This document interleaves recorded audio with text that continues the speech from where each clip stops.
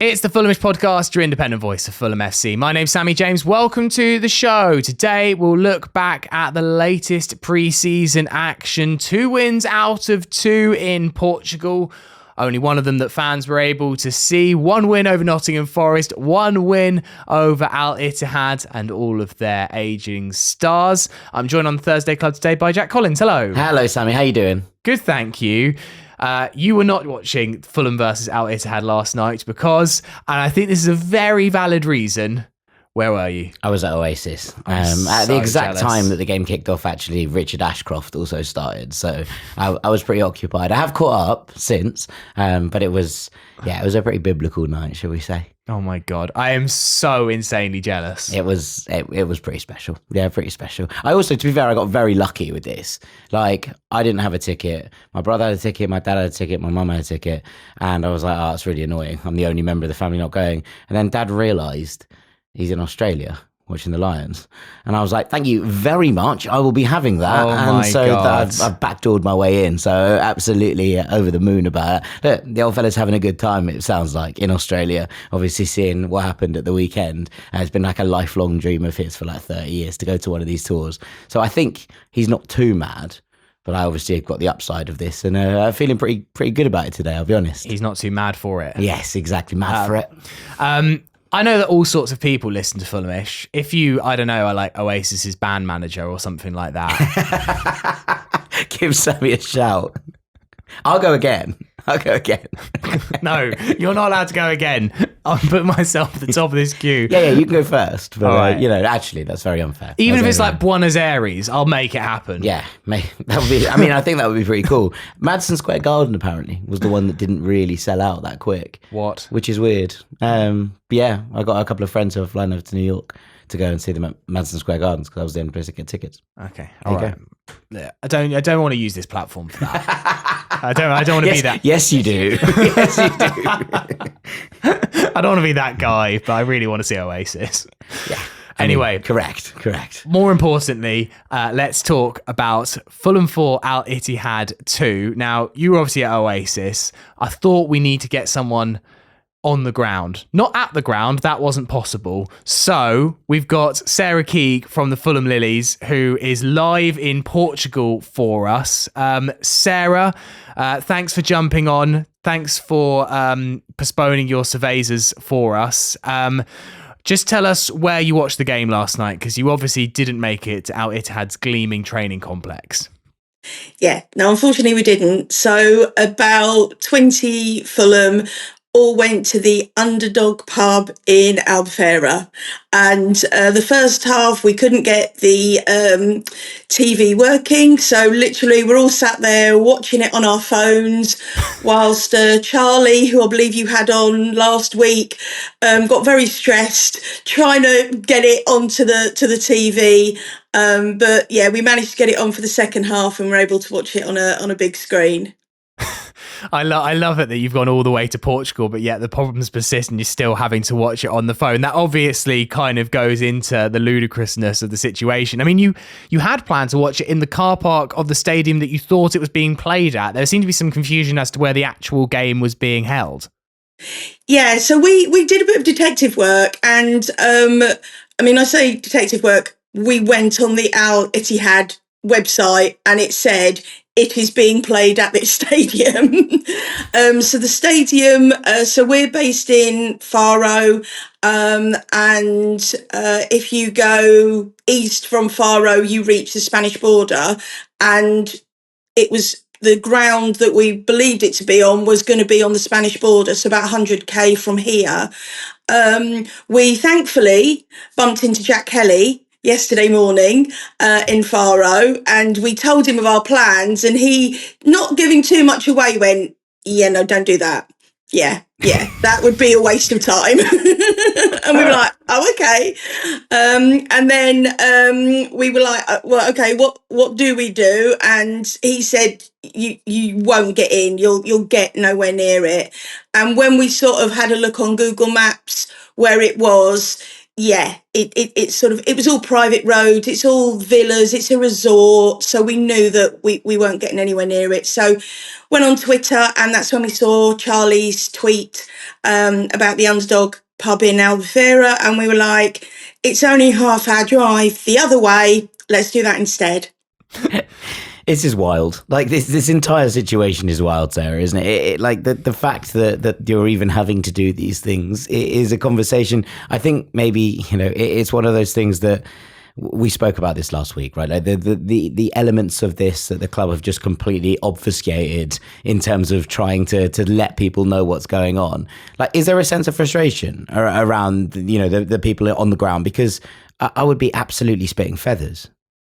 Oh, I mean, everyone there, obviously, we made the most of it yesterday. Everyone, we had a few drinks, there was 20 of us. You'll see that there was a lone Brentford supporter who bravely walked past us. I saw this. He got a rendition of the Harry Wilson and the Joe Bryan, and, it was a lot of fun. It was great. But everyone's really frustrated. There was a group of lads that were yesterday. They landed yesterday. And they're going back on Saturday or Sunday, because when the initial information was released, it said that the team were going to stay till the 2nd of August.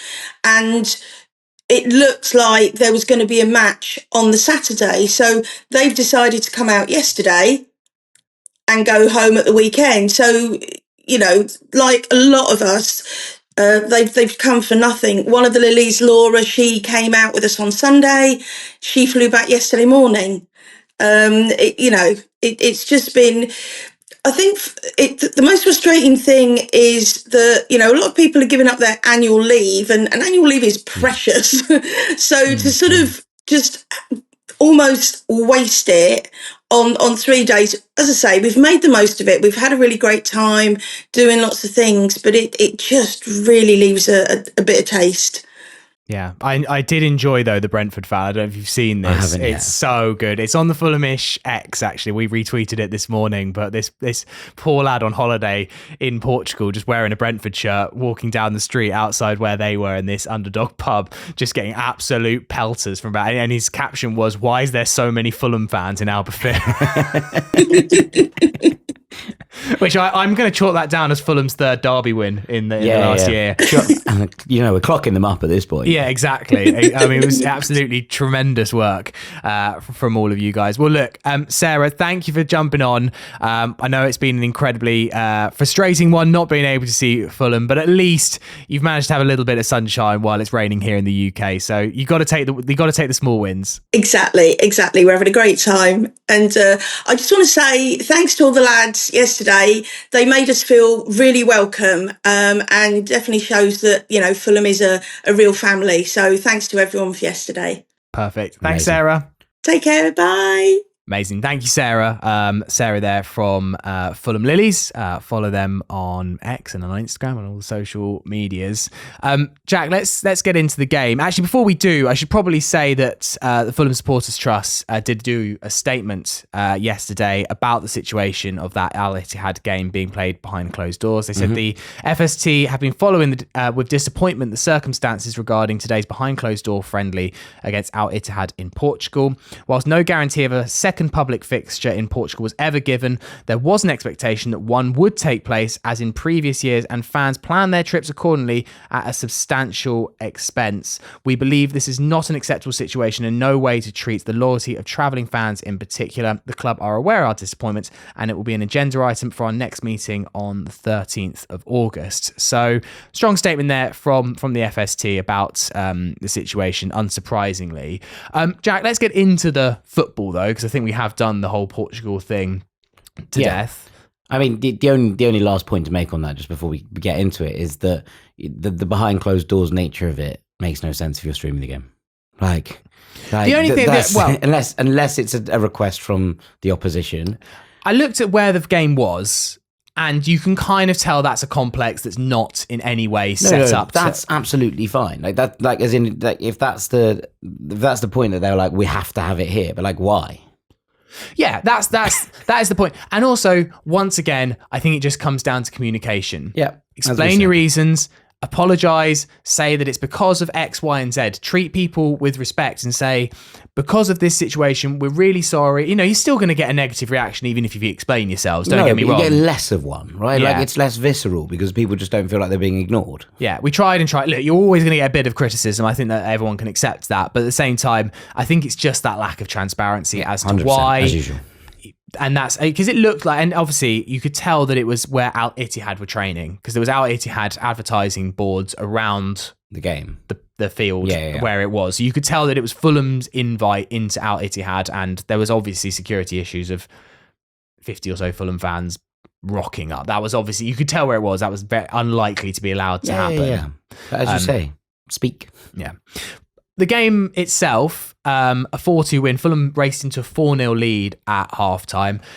I must admit that after seeing these goals, it's very hard to read into what it was so lackadaisical, the pace of it. Some of the goals were lovely. Don't get me wrong. I mean, Harry Wilson's finish with the outside of his left foot. A little Trivella from Harry. Oh. I mean, look, I think that's maybe the takeaway that I've got right now. I take your point that it's sort of like there's only so much you can read into these things. And look, we'll learn a little bit more, I think, when we, play that game a week before the season starts at the Cottage. That's where it will probably start to kind of dial in a little bit more. But in terms of what have we learned from this preseason tour? Well, it's that Harry Wilson is probably Fulham's most dangerous attacker. Now, that's not necessarily new, should we add, right? Like, it's not a news flash to suggest that Harry Wilson is the player who has the kind of magic touch when it comes to moments, because we knew that last season. But I think that there is a sense that we're starting to, try and use that more, try and apply Harry and get him into those goal-scoring positions more. And you see that from the goals against Nottingham Forest as much as the goal yesterday. Like, the goal yesterday is just a brilliant strike. Yeah. But the goals against Forest, obviously he takes the free kick. But the other one where he races through and dinks the keeper,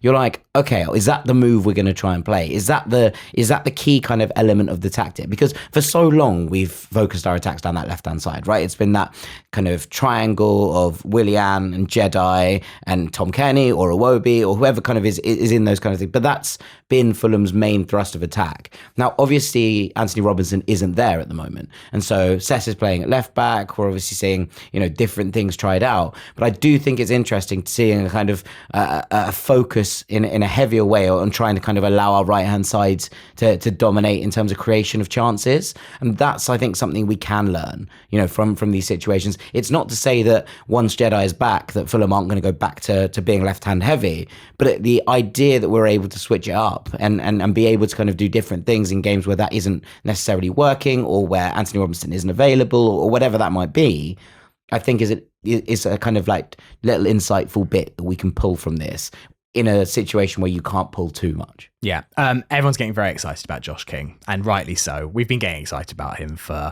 an awfully long time, but I mean, he took a goal really nicely. It was actually a fantastic Tom Kenny cross, really. It was, yeah. But he is instrumental in our play. I mean, watching the Forest game, which I did watch live, I was just like, you are the best player in the park. It's actually scary how good he is and how much he wants the ball. And how much people trust him to give him the ball. We've talked about this before, right? Yeah. But like when you have experienced players who we know have quality in the tank, being like, yeah, give him the ball, he's not going to lose it. That's when you know you've got something, right? Like, and I think that we've talked about this before, and I think I pulled a comparison of Lamine Yamal, right? Like in terms of like, he was like, just give him the ball, let him have it. Like, it's okay. Like, but he's also working incredibly hard. It's not like he's standing in the 10 position waiting for it. He is, the reason he gets, obviously because they trust him, but another reason he's getting the ball so much is because he's constantly, every second on the pitch is like, where can I go to get the ball? Where can I be to make sure that someone passes it? It's just his work rate, as well as obviously the amazing skill when he gets it. The world is at his feet. I'm genuinely I can't remember the last youngster I was this excited for. Yeah, I mean, like, I totally agree. And I think it's going to be interesting to see what happens here with the actual three behind the striker, right? Because Actually, if you have Josh King in there, one, I think, we're seeing a little bit more from Emil Smith-Rowe because he's able to dovetail. And we saw that yesterday, right? Where does his goal come from? He dives down that left-hand side. He drives into that space as Josh King vacates it and moves into the middle. And it's like, okay, if you can get the three of those three players working in tandem, and that's not mean they're going to start every week. I'm not suggesting that by any stretch of the imagination.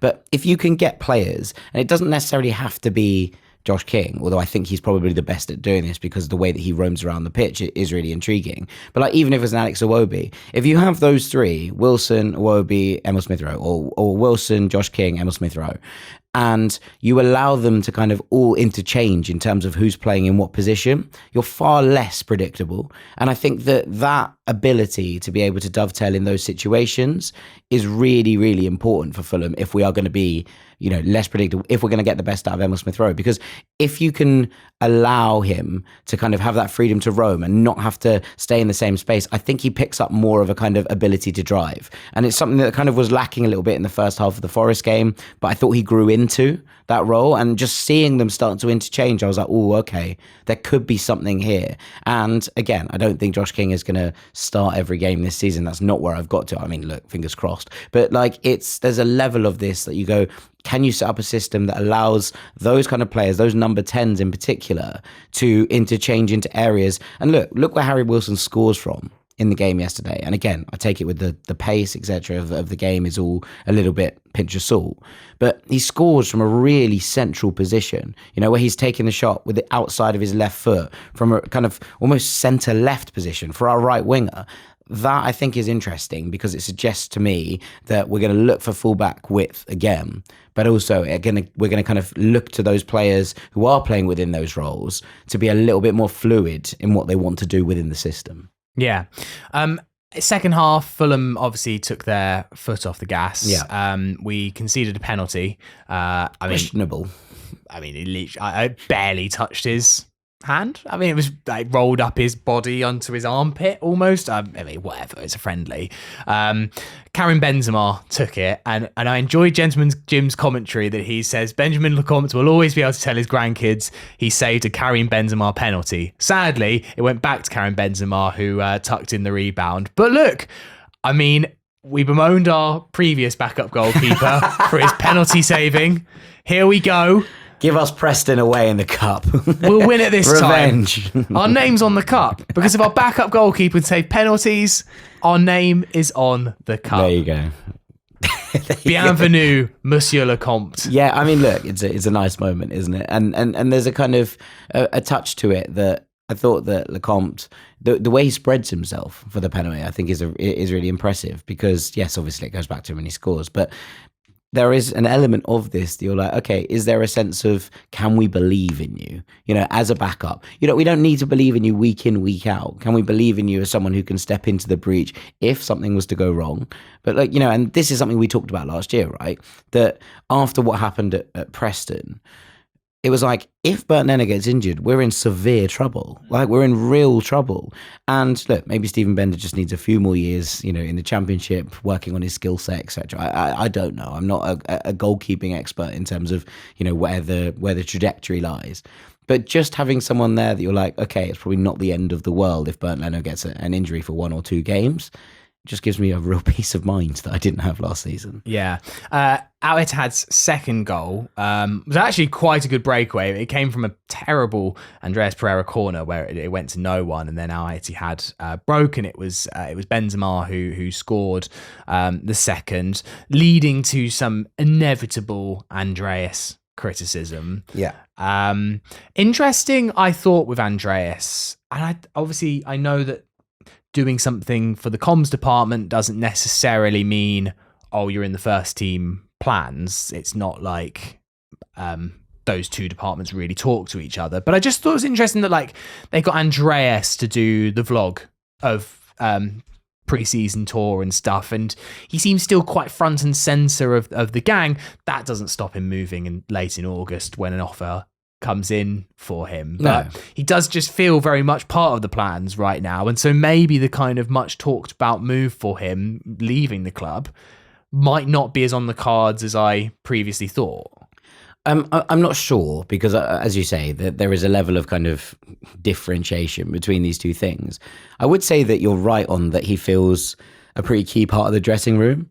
And I think that is something that, he seems to knit together a couple of different gangs. He seems to be a bit of kind of friends with everyone. And look, that doesn't necessarily mean that he sticks around, right? Like, I'm totally with you. But I do think that there is something that we forget about sometimes, which is the kind of human element of a dressing room and how it works together. And look, we talked about it last year in terms of leadership, etc., right? Like who's filling the vacuums, who's filling the voids that were there from the season before.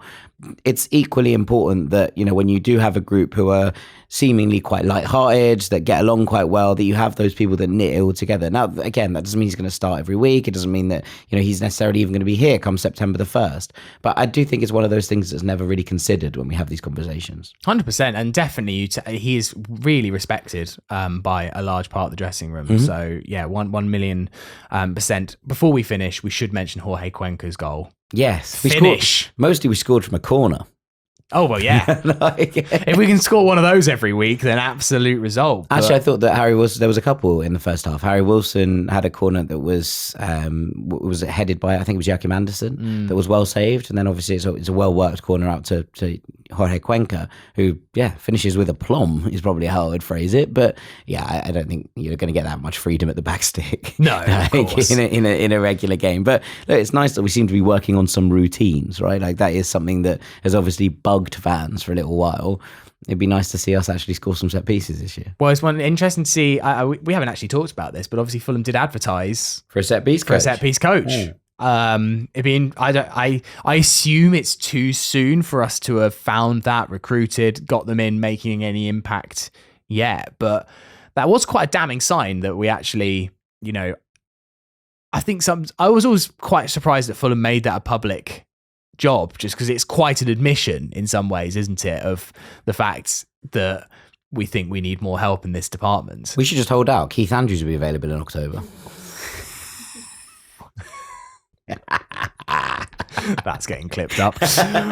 Right, we will take a break there. Afterwards, we'll get into some of your questions. The 25-26 season is shaping up to be a big one for Fulham, and one thing you need ahead of it is NordVPN, the fastest VPN on the planet that allows you to watch football matches from wherever you are in the world on either your phone, your tablet, or your laptop. For instance, you could use NordVPN to watch Premier League matches for a fraction of the price, including those 3 p.m. kickoffs that aren't available in this country. Or if you go on holiday this summer, you can use NordVPN to access your UK TV subscriptions. And right now, you can use NordVPN on up to 10 devices, which means you can share the amazing benefits that NordVPN has with your family or your friends. And you can get a great deal when you sign up to NordVPN at nordvpn.com/Fulhamish. Not only will you get a huge discount, but you'll also get 4 months extra as well. And it's entirely risk-free with Nord's 30-day money-back guarantee. So to get that special discount plus 4 free months, go to nordvpn.com/Fulhamish. That's nordvpn.com/Fulhamish.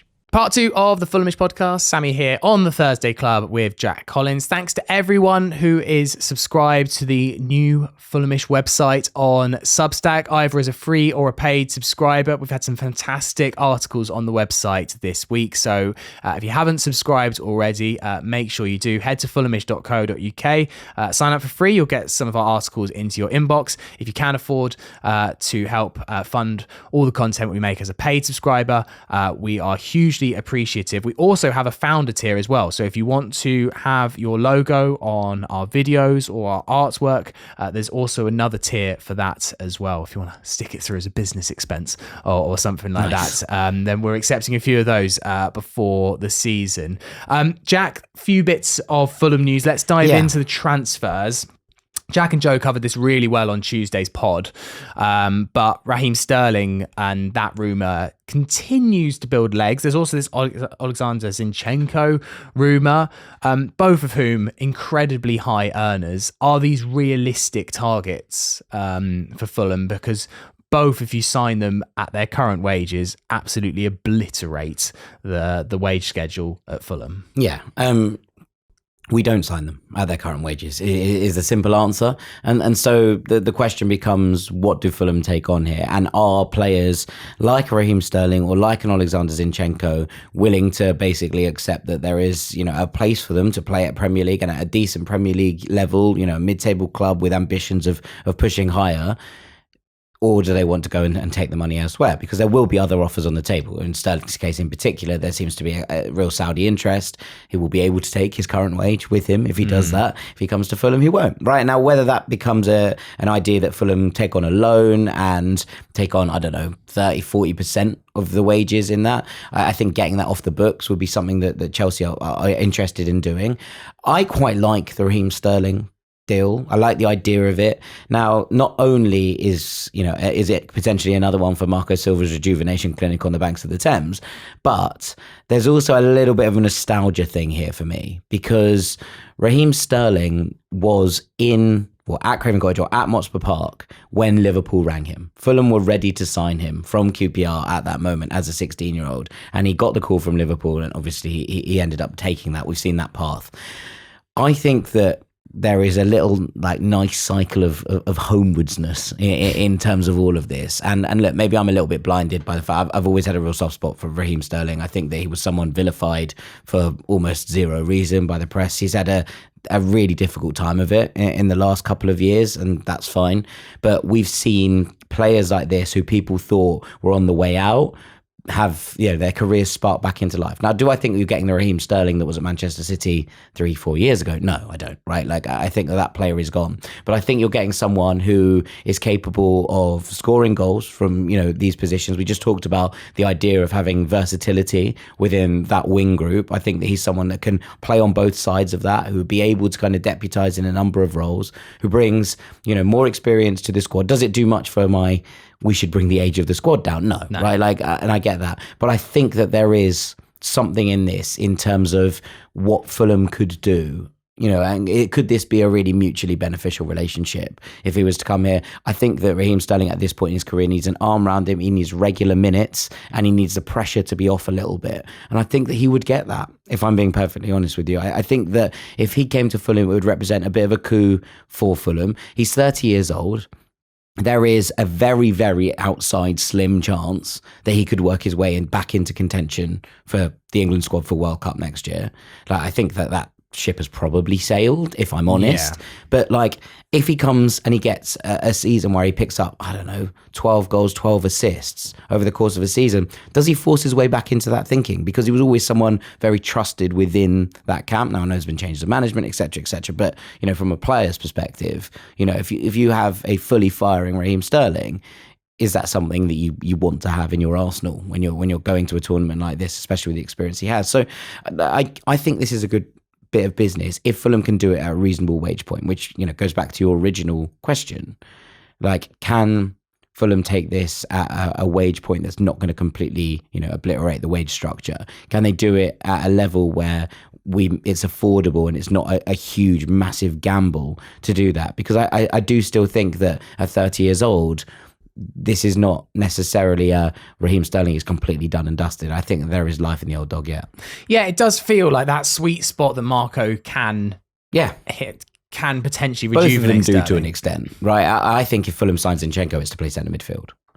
To basically come into that midfield rotation, yes, potentially as an extra backup. If you need, a left back in there, it stops Cess maybe having to drop further back at times. But I think he comes in, if he's coming in as a central midfielder, in the way that he plays for Ukraine.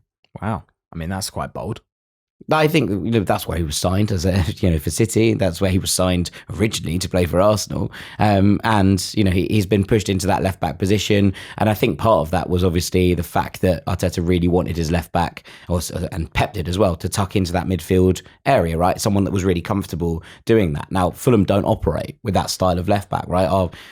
Jedi runs down the wing and gets forward and pushes into those areas that are dangerous. We ask for different things from a left back than what Zinchenko has been asked to do in that position. So I would imagine it's with an eye on potentially bringing him back to a central midfield role, which he has repeatedly said is where he sees himself as his best position. I think that would be a really interesting move. I think it's probably that, or Keane and Dewsbury Hall. I don't think Fulham bring both of them in. So there's a question mark over which of those is better suited, which of them is the better deal, etc. And I think that's a conversation that Fulham will need to be having within, the systems. But I do think that these all feel relatively realistic to me. That's not to say they'll all happen, but they feel realistic in terms of what Fulham have done, what Marco Silva likes from his squads, and that potential upside of the kind of rejuvenation of a player that has the ability to be elite when they're on complete form. I mean, Silva is starting to play the hits of complaining in pre-season. A little bit, yeah. Last week he tried to play it down, and then now he said, unfortunately, until now, we have just signed Ben, as in Benjamin Lecomte. Unfortunately, we don't have players to adapt for our group. This is the moment of the season you should use for it. When you are all together in a camp, we usually use this time for new signings to adapt.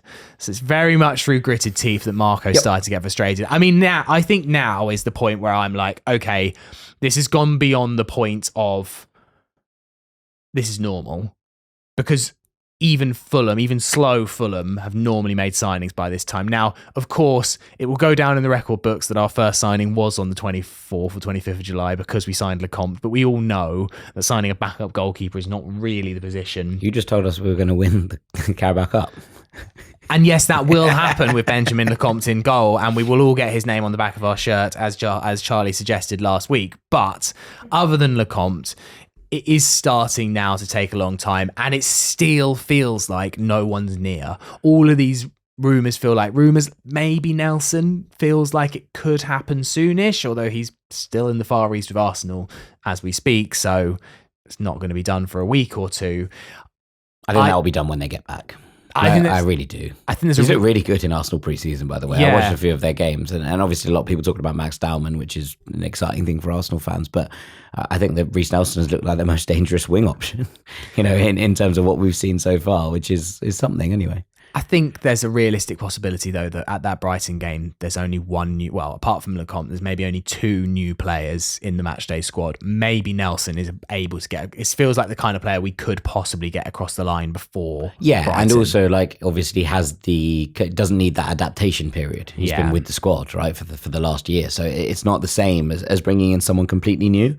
I think we'll have two more through the door by the time that game comes around, but I think you're probably right in that only one of them makes the matchday squad. And then we do two more on deadline day. That's what's going to happen. That is what's going to happen. There'll be one or two that trickle through in the next week. One of them will probably be Reece Nelson. One of them will come from nowhere. And then we'll sign two on deadline day, maybe one more before that. It'll be 5. The only thing that changes this, if there's a significant outgoing, and I suppose that's probably the best point to talk about the latest Newcastle United interest in Rodrigo Muniz. Now, this scares me a whole lot more than the Leeds United interest, right? Because I think that there is a real possibility that if they go and get £120 million for Alexander Isak, they buy 2 strikers, right? Benjamin Sesko's been on their list, but he seems to be edging towards a move to Manchester United, which, I mean, to be honest, I think is a mistake from his perspective, but it is what it is. But I think that Newcastle will turn their heads to signing a couple of strikers. So I think they'll sign Dominic Calvert-Lewin on, as a free agent. I think they will go and splash the cash on someone. And Rodrigo Muniz feels like the kind of player that Newcastle and Eddie Howe might take a gamble on. And so we've always talked about it, be like, there's no way that Leeds are going to put £50 million on the table. If they do, then there's a conversation to be had, right? But I don't think that's going to come. I don't think that they've got the leverage to be able to actually pull 50 million out of the fire, even if they sell Mateo Joseph. Newcastle will have the leverage to pull 50 million pounds out of the fire.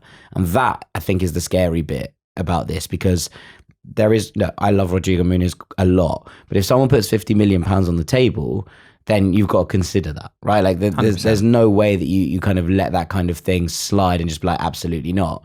And I think it's going to be interesting to see where Fulham's resolve is tested on this one.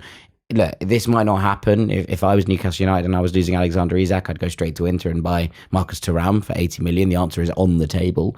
But that's not how clubs operate. So I do think it's going to be interesting to see how this one develops. And because if that does start to pick up speed, Fulham suddenly have, one, a lot more money to play with, and two, need to bring a number 9 through the door. And I think that kind of changes everything. 100% that would change everything. My concern is, like, in theory, if there is a world where I could be happy with this, like, I love Muniz because of the guy he is, right? Of the personality he is. Also, we've kind of been through everything with Muniz, right? We've seen him from the early days, the kind of donkey phase, to now the kind of established Premier League striker phase. And I feel like it's going to be a real shame that we've kind of gone through 5 years of growth with Rodrigo Muniz. And here's the moment where Rodrigo Muniz is going to become the guy. And then he does it for Newcastle. That's obviously going to be quite painful. But in a world where I think we could do a flip, where we get a lot of money, we managed to take advantage of Newcastle having an absolute chunk of change for Alexander Isak. We get 50 million for Rodrigo Muniz. And I'm sure you could name right now 7 players at 30 million who would come in and do a great job at number 9 across Europe for Fulham. Yeah, Evangelis Pavlidis again. We're back. Oh, come on, one day Pavlidis will play for Fulham.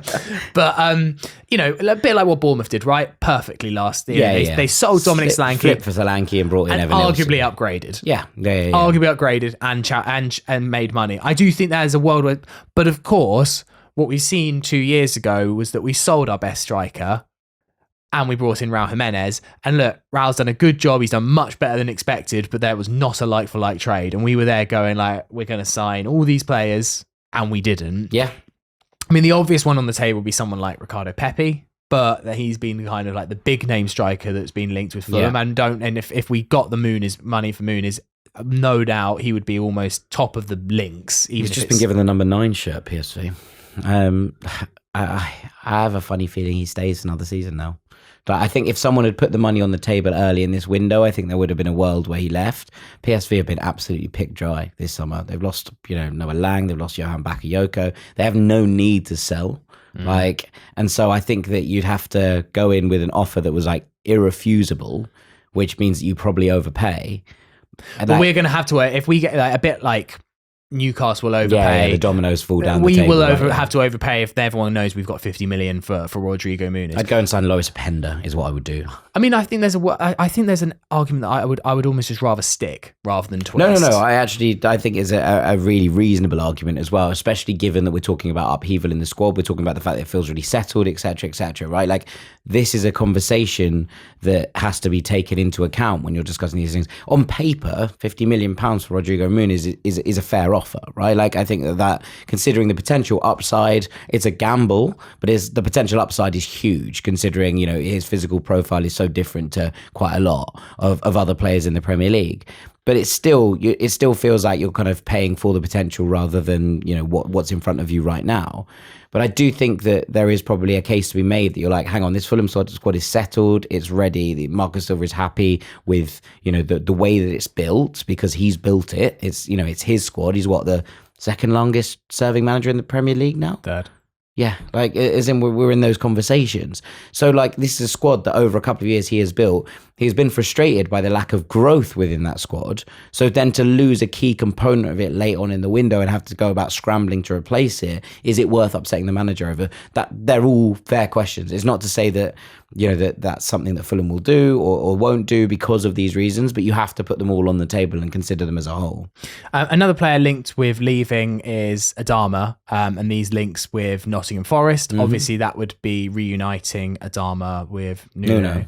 Who obviously he had a fantastic time with when Wolves in their early stints in the Premier League. These rumours did look like they had some real legs to them. Mm-hmm. I guess maybe it links back to the conversation we had, and I nearly asked it in the Sterling section. If you brought in Sterling and Nelson, you've got to be thinking, if you're Adama Traore, maybe it's time for me to go. I'm going to struggle to get regular minutes in this side. I'd say that they're both left-sided players is the only thing. Both Raheem Sterling and Reece Nelson probably play on that wing. So there is a question mark and a conversation probably to be had over that. We know Marco Silva likes too deep in every position. I would say that Adama's biggest sticking point at that moment... We do invert a lot, though. Yeah, I would also say his biggest sticking point might be the fact that Ryan Sessegnon can play off that right-hand side, and we've seen that kind of really him grow into that role. So that might be the point. Look, Adama... always brings something different, right? Like there is a level of this, and we've talked about it before, the sheer kind of chaos of watching Adama unleashed in 70 minutes against tired legs is a joy to behold sometimes, and sometimes it's an absolute nightmare to watch as a Fulham fan. You know, he's hot and cold, he's mercurial. If he wasn't, he'd be unstoppable and he wouldn't be playing for Fulham Football Club, right? Like these are the levels that we're kind of working with. So does Adama give you something different? To give you a point out, I thought he played really well in the second half yesterday when he came on. I thought he was really sharp. He looked like he was, you know, in the right areas. He's trying to race through. And again, that right-hand side tilt, I think, is an interesting one.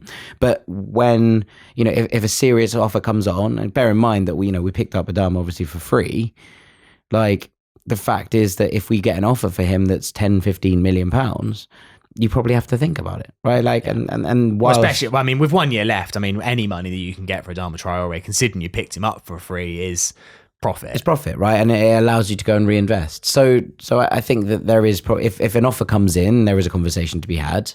You know, he is unique in many ways. He's also incredibly frustrating at times.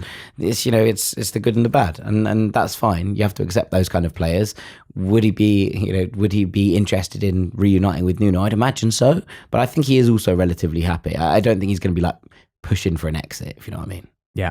A couple of bits of AOB. We're playing Sheffield United in a friendly this weekend. Behind closed doors? Behind closed doors. Nice. At Fulham FC. It's at Hotspur though, isn't it? Yeah. Have you seen though, well, I should say to anyone listening, you've got to see the Sheffield United goal that they conceded against Nice in a friendly yesterday. I think it's the midfielder Burrows who it's 2-2 between Nice and Sheffield United, 10 minutes from the end of the game, tries to pass it back to his goalkeeper.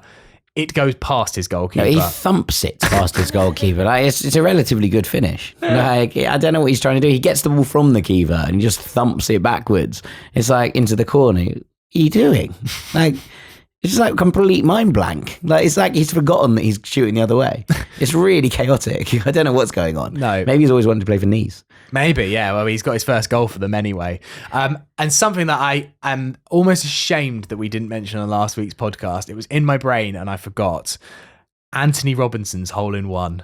Oh my God. It's amazing. Like on a par 4. On a par 4. It's an albatross. Yeah, that's wild. That's wild. This like, he drove it I think it was 325 yards. Yeah, that's going to be off at least the tee. 2 shots for me. Yeah. Maybe 3. I'd be doing well to get that in first, get that down, up and down in 5-6. Oh no, I didn't mean into the hole. I meant just the distance. Yeah.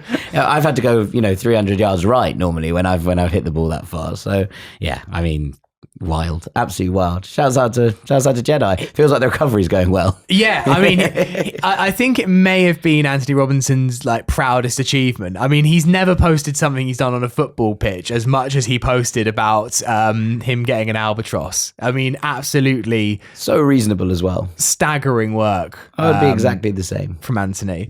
Let's go into a few questions that we've had in. Yeah. Like this one from Aldwin, and I feel like this is a topic that we will end up discussing a lot this season. Marco Silva's contract. Is having a manager who is into the last year of their contract a deterrent for potential new signing of players? Jack and Joe show covered this a bit, but I think it's really quite a worry. Surely Marco isn't signing other than the Khan's not offering, because would at least be good compensation for FFC if he was poached by another club. Otherwise, do we allow our best manager to walk away at the end of the season like we do for so much of our young talents? Look, it's a concern, right? It's a huge concern. I was actually on TalkSport last night and they put this question and I kind of just went, oh yeah, that's going to be the first 6 months of the season, is everything Marco says is going to be scrutinised. There is just the element for me of I thought that maybe last season might have been Marco's last in the club. He's decided to do one more year. I think there was an element of unfinished business with the way that the season went. I've got a funny feeling that Marco's going to be in absolutely no hurry to sign this contract. No, I mean, also at the moment when he's having these conversations about signings, etc., why would he? I always think these things are really interesting in terms of, he's there, but he's like, you want me to stay. I want new players. Let's work this out, shall we? Like if you want me to stay and you want to show me the ambition that you have to, keep pushing forward and moving forward and keep the project going in the way that I want it to progress. Look, you listened to him speak the other day about, the managerial positions he's been offered, etc. And he was talking about roles in Portugal, and he was like, look, I had those offers. We don't need to say where they were from, but I turned them down. I want to be in the Premier League. And then he said, I've received offers and approaches from various places, but for me, this is somewhere that I feel like I can build something, sustainable, build something lasting, right? Those are nice sound bites. And they're good sound bites in terms of the idea that Marco Silva might stay on and keep going. Equally, if Fulham do not match the ambition that he is showing in terms of signings, and look, there is also an element of, I think, that if Fulham are trying to match that ambition by making big signings, then it makes sense to wait towards the end of the window for some of these. And look, I've said this before, and it doesn't mean I like it, but if you've got Kieran and Dewsbury Hall on your radar, right? Yeah. Why on earth would you offer Chelsea the money that they want right now? Like, why? When on deadline day, they're going to have 10 players that they need to get rid of. They're far more likely to accept a reduced fee in order to get those players off the books. Like, from that standpoint, I can understand it. Because Chelsea right now, if you offer them, 20 million for Kieran and Dewsbury Hall, they're probably going to say no. But as it gets closer and closer to the deadline and they're like, there's no way he makes the squad for this season, then they might be like, yeah, I'm going to take a loss here, but we're not going to have to pay his wages for another full season. We're getting him off the books. We're not having to deal with an unhappy player who's, because we're refusing offers, etc. It changes the dynamic of it from that perspective. But there are certain ones that I think you can get done early, right? Like, I'm not saying that that's the be all and end all for every single signing. And I think that there are frustrations around certain players in terms of who comes in. But I do get it from that perspective, because if you're paying £10 million less for a player a month later, at what point does that become worth it? Like, at what point is the payoff worth, is the juice worth the squeeze? So there is an element of that I can kind of appreciate. It doesn't make it any easier as a fan, and it definitely doesn't make it any easier for Marco Silva.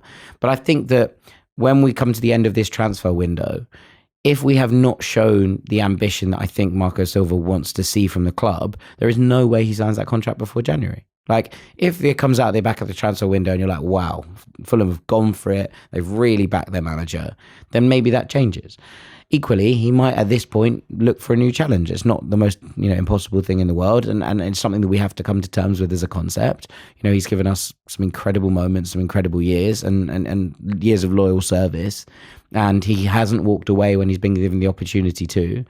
So if he decides at the end of the season that that he's taken the club as far as he thinks he can, and that there are new challenges which he thinks he can take on, then it's hard to begrudge him that at the same time. So obviously I would love to see him sign a new contract immediately, right? Like, I'd like to see that done yesterday. But like, in terms of actually where we're at, I think it's going to depend on a lot of different factors between now and the end of the window. Yeah. This question from our old friend George Rossiter, purely because it's an opinion I hold, do you think there's something to be said for stability giving us a good start to the season? For all the signings other clubs around us have made, they've also lost players where we haven't. Bees have lost Mbuemo, Norgard, Fleck and me and their manager. Brighton have lost Dingra, Pedro, and at the moment haven't tied down Dunk. Bournemouth have lost Kepa, Kirkes, Howson, and look set to be losing Zabani. I mean, yes, this is something that I think we have discussed.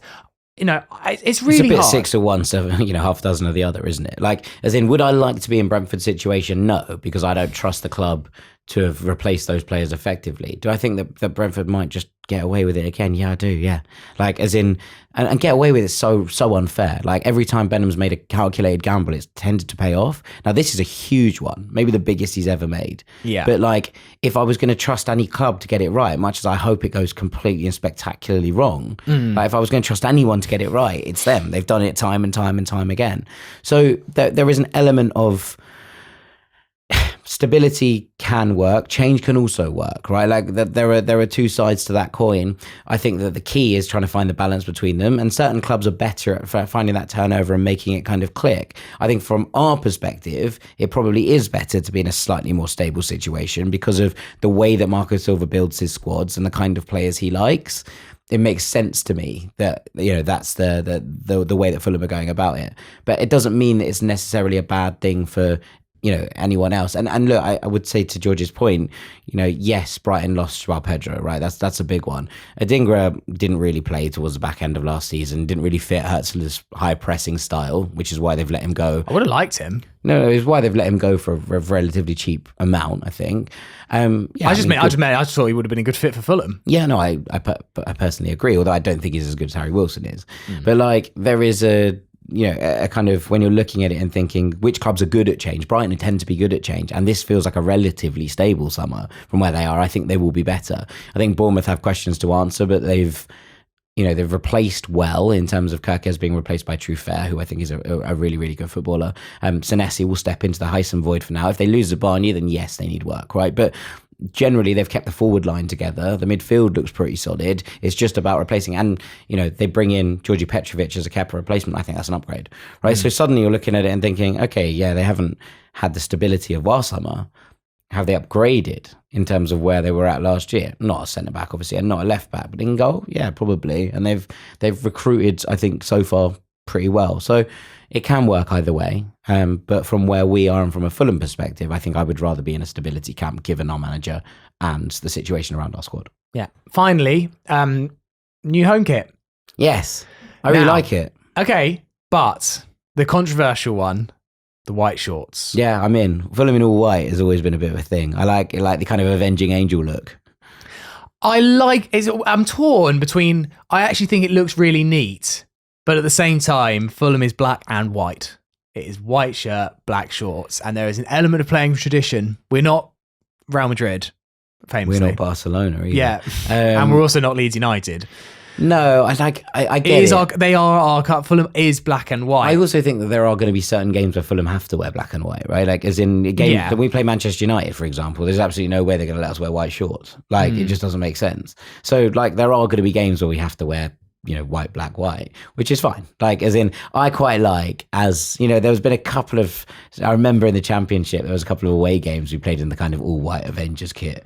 And I think the famous one is when we beat Sheffield United 5-4 and Sessegnon scored his hat-trick was all white. And Fulham did have a season of all white under Yol. I think it was 11-12. My main memory is beating QPR 6-0 in all white and at the Andy Johnson masterclass. That would have been 2011, yeah. Yeah.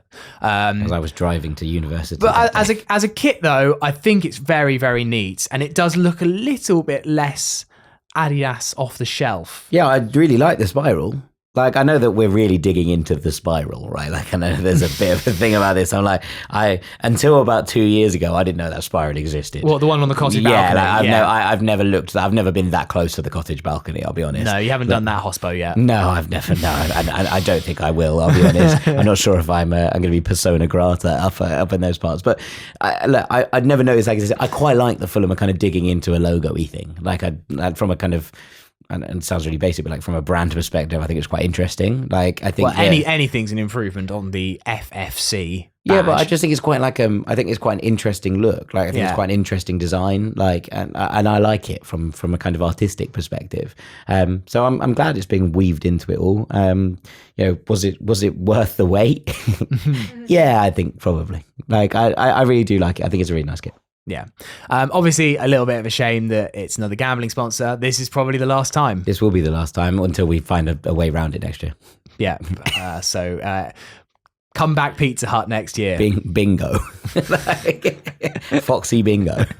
People's postcode lottery. Yeah, exactly. Yeah. Before we finish, we just need to say a big thank you to producer Yasmin. It's her final day today before she leaves and goes back to university. So thank you very much, Yasmin, for a wonderful year. Yasmin's had to, that's a tough gig, isn't it, for a year, having to listen to us two yap every Thursday. Thank you, Yas. Sit here. You've been a superstar. Thank you so much. You're going to be on Fulhamish loads next year anyway, so isn't it? You're not... Yes, Yasmin's Fulhamish's new Northern correspondent. Yeah, very good. So all the and there's loads of Northern teams again in the league this year. So Yasmin's going to have a work cut out. Back in business. None of us actually need to go past the Watford gap anymore because we've got Yasmin. Yas is covering it. Yeah, that's fine. See you in Sunderland. But seriously, thank you, Yasmin. You've been an absolute legend. So Thank you. Right, Fulhamish will return next week with the Jack and Joe show. Jack Kelly doing the debrief of Portugal. If you haven't watched their episode where Jack is live from Portugal, interesting moment at the start of the Jack and Joe show where he tried to call it the Isle of Portugal. I was like, last time I checked, not an island. The peninsula, we'll go with. Really made me giggle. He just got his words in the mud. He's like, I'm live from the island of Portugal, not an island. Oh, Jack. But yeah, they'll be back with the debrief from the island, and then we'll be back with the Thursday Club this time next week, looking ahead to our first pre-season friendly at Craven Cottage with fans. Yes. Hallelujah. Jack, thank you very much. Thank you, Sammy. It was a pleasure. Have a wonderful weekend. I hope you get to see the other behind the closed doors friendly against Sheffield United. And see you soon. You whites. You whites.